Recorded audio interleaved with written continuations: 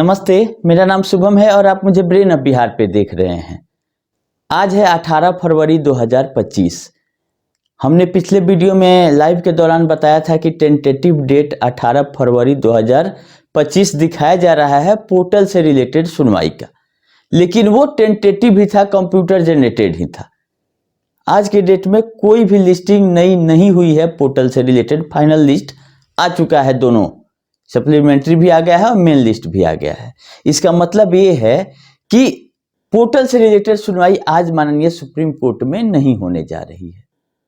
अभी भी टेंटेटिव दिखा ही रहा है पोर्टल पे, लेकिन आज के डेट में लिस्टिंग नहीं है, सुनवाई नहीं होगी। इसलिए हम ये जरूरी समझे कि आप लोग को अपडेट कर देते हैं, क्योंकि सब लोग उम्मीद लगा कर बैठे होंगे कि आज पोर्टल से रिलेटेड सुनवाई होगी, लेकिन ये सुनवाई आज नहीं हो रही है।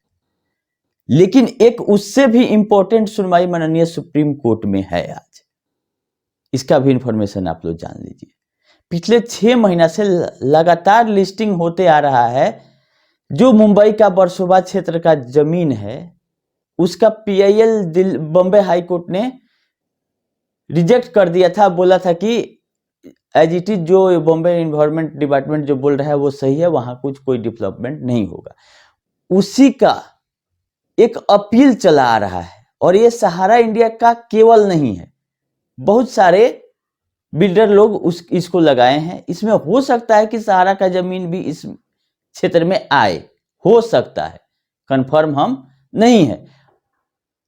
तो उसकी सुनवाई आज है, वो भी तीसरे नंबर पे, क्योंकि 11 तारीख को जो ये इस मामला को लिस्टिंग किया गया था सुनवाई के लिए, उस दिन क्या हुआ कि एक माननीय जज साहब छुट्टी पे चले गए, जिसके चलते चीफ जस्टिस वाले बेंच में भी मात्र 2 जजेज सुनवाई किए।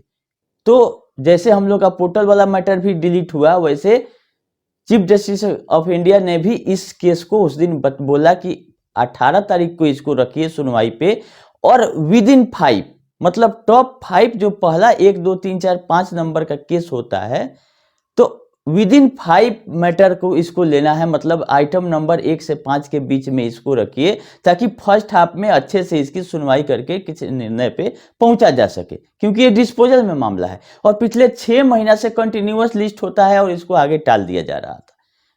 और ये केवल सहारा का मैटर नहीं है, ये मुंबई से रिलेटेड बहुत बड़ा एरिया का मैटर है, जहां पे डेवलपमेंट नहीं हो सकता है। बहुत सारे बिल्डर लोगों का जमीन होगा, सब लोग इस याचिका पे ध्यान लगाए हुए हैं। तो आज इसकी सुनवाई होगी, क्योंकि स्पेशली रखा गया था विद इन 5। तो तीसरे नंबर पे इसको लिस्ट कर दिया गया है। ये इंफॉर्मेशन है मेन आज का।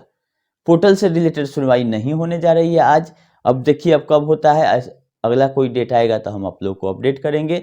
सहारा सेबी वाले में ऑर्डर के बाद मेरा कोई नया वीडियो नहीं आया, क्योंकि ऑर्डर आने के पहले ही जो भी जानकारी मेरे पास आई थी वो 100% सही थी, और वो हम डिस्कस कर चुके हैं अपने पिछले वीडियो के लाइव में, क्या हुआ क्या दिया गया। उसमें नया कुछ ऐसा ऑर्डर में नहीं है जिसको अब फिर से आप लोग को बताया जाए। वही चीज हुआ है कि 15 दिन के अंदर सबको नोटिस किया गया है कि आप लोग बताइए कि वर्सोवा वाली जमीन की क्या वर्तमान स्थिति है, इसमें मैक्सिमम पैसा कैसे उगाही किया जा सकता है। इसके लिए 2 रियल एस्टेट के जानकार कंसल्टेंट को भी रखने का अनुमति दिया गया है, कि सेबी रहेगी, सहारा भी रहेगी, और 2 रियल एस्टेट के कंसल्टेंट रहेंगे कि इस पे क्या बनेगा, कितना दिन में क्या पैसा आएगा। वो एक ट्रांसपेरेंट तरीके से सुप्रीम कोर्ट ने इसको सामने रखने की बात कही है, जो कि सहारा नहीं चाह रही थी, क्योंकि इसको करना है इधर का माल उधर, उधर का माल इधर। क्योंकि इसमें भी जब डीड का बात आया, इसमें ऑर्डर में भी एक चीज और लिखा हुआ है सहारा सेबी वाले में, कि जो वर्सोवा की जमीन है वो किस कंपनी में है, उसका सेल परचेज डीड का कॉपी दिया जाए। अब वहां पे इसका खुल गया कि ये सहारा इंडिया कमर्शियल कॉर्पोरेशन के नाम से जमीन है, और सहारा इंडिया कमर्शियल कॉर्पोरेशन में भी 14,106 करोड़ का रिकवरी का अपील चल रहा है ट्रिब्यूनल में, और सहारा सेबी में भी उसके अगेंस्ट में सेबी आई हुई है। तो कमर्शियल में प्रॉपर्टी तो है, लेकिन 14,106 करोड़ का रिकवरी भी सेबी का है। तो कहीं डीड का कॉपी मिले तो सेबी का नजर फिर तिरछा कहीं नहीं हो जाए, इसलिए डीड का कॉपी देने में बहुत हड़कता है सहारा। लेकिन नहीं चाहते हुए भी इसको बोल दिया गया है कि अपना सारा पेपर आप लेके आइए कि खाता खेसरा नंबर रहेगा, तभी चेक हो पाएगा कि आपका जमीन का क्या स्थिति है, किस जमीन की आप बात कर रहे हैं, वो किस कंपनी में है। तो ये सहारा नहीं चाह रही थी कि इतना ट्रांसपेरेंट तरीके से हो, लेकिन लास्टली इसको ट्रांसपेरेंट तरीके से आने के लिए माननीय सुप्रीम कोर्ट ने कहा है कि जितने बीडर हैं, जिस तरह से मैक्सिमम पैसा आ सकता है आप लोग लाने के लिए लग जाइए। लेकिन सहारा को ये तो चाहिए नहीं, इसको तो केवल टाइम काटना है। हम एडवांस में एक चीज आप लोगों को बता दे रहे हैं कि मेरा जो अनुमान है, ना उसमें कोई डेवलपमेंट होगा, ना उसका बिक्री होगा, ना उससे कोई पैसा आएगा। केवल एक टाइम काटने के लिए सहारा का एक हथकंडा है जो कि अपना रही है। जैसे ट्रांसपेरेंट तरीके से हर एक चीज फारे फार खुलने लगेगा, वो अपना जमीन का और वो ऑफर को वापस लेगी, कोई नया जमीन ऑफर कर देगी माननीय सुप्रीम कोर्ट को कि एक 2000 8000 करोड़ के चक्कर में क्यों पड़े हैं, 10,000 करोड़ का एक नया प्रॉपर्टी आप लीजिए, इस पे अपना जांच बैठाइए। तो ये लंबा प्रक्रिया है। अपना बड़े बड़े वकील को हायर करने का सहारा के पास पैसा है और टाइम काटना है इसको, और कोई जीत हार से इसको कहीं मतलब नहीं रहा है। फिर क्यूसअप वाले मामले में भी ट्रिब्यूनल का जो फैसला आया था कि इसका इंसॉल्वेंसी प्रोसेस आगे बढ़ेगा, 17 फरवरी यानी मतलब कल ही इसका अपील नंबर इसको मिल गया, डिफेक्ट हट गया है। हो सकता है कि एक आध सप्ताह में माननीय सुप्रीम कोर्ट में क्यूसअप से रिलेटेड भी अपील की सुनवाई लिस्ट हो जाए। तो बिना सुप्रीम कोर्ट गए सहारा का कोई मैटर सॉल्व नहीं होता है, लेकिन उम्मीद है कि क्यूसअप में इतना लंबा नहीं खींचेगा, बैरन ही इनको वापस किया जाएगा कि जाइए इंसॉल्वेंसी प्रोसेस। जब तक हम लोग का क्यूसअप का पैसा नहीं मिलेगा, हम लोग भी इसमें लगे हुए हैं। जरूरत पड़ेगा तो आइए भी दायर किया जाएगा, नहीं जरूरत पड़ेगा तो जो लोग हमको डाटा भेजे हैं नहीं भी भेजे हैं, जब इसका प्रक्रिया शुरू होगा सारे लोगों का पैसा मिलना है क्यूसअप, इसीलिए घबराने की बात नहीं है। रहा बात सोसाइटियों का पैसा कैसे मिलेगा, ये तो पोर्टल के भरोसे चल रहा है। आरटीआई जो लगाए थे नौशाद जी, उसका एक कॉपी हमको भेजे हैं कि 1,30,00,000 लोगों ने अप्लाई किया है, जिसमें 2200 कुछ करोड़ रुपए का डिसबर्समेंट हुआ है। मतलब लमसम आधा के बराबर अब धीरे धीरे पहुंच रहा है सीआरसीएस। लेकिन पोर्टल का ये मकसद कहीं से नहीं था कि 10-5 हजार दे के निजात किया जाए। जहां 1,00,000 करोड़ के लमसम का डिमांड है, वहां पेमेंट भी उसी रेशियो में होना चाहिए।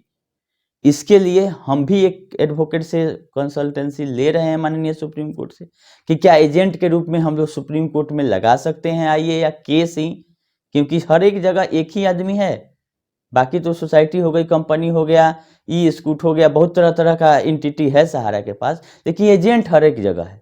तो क्या एजेंट के रूप में हम लोग कहीं पार्टी बन के और सहारा को नहीं घेर सकते हैं कि हम लोग के द्वारा पैसा तो ले लिया आपने, अब देने के समय आपका आता पता नहीं चल रहा है, तो हम लोग पूरे देश के एजेंट एक साथ मिलके, 2-4 आदमी मिलके रिप्रेजेंट करते हुए माननीय सुप्रीम कोर्ट में पैसा दिलाने के लिए नहीं आइए फाइल किया जा सकता है कि हम लोग तो कमर्शियल में भी काम किए, फाइनेंशियल में भी किए, आपका क्यूसॉप में भी किए, सोसाइटी में भी किए, तो हम लोग को तो सारी कहानी मालूम है।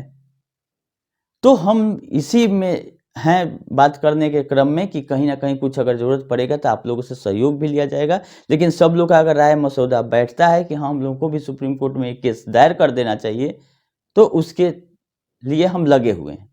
बाकी अभी फिलहाल हम लोगों को माननीय सुप्रीम कोर्ट के तरफ देखना है कि क्या क्या होता है। 2 अप्रैल रखा गया है सहारा सेबी का डेट, और पोर्टल से रिलेटेड जब आज सुनवाई नहीं हो रही है तब उम्मीद है कि अगले सप्ताह ही कुछ हो सकता है। अभी कुछ नहीं होने वाला, जब क्योंकि 20 तारीख तक का लिस्टिंग आया है, उसमें कहीं नहीं है।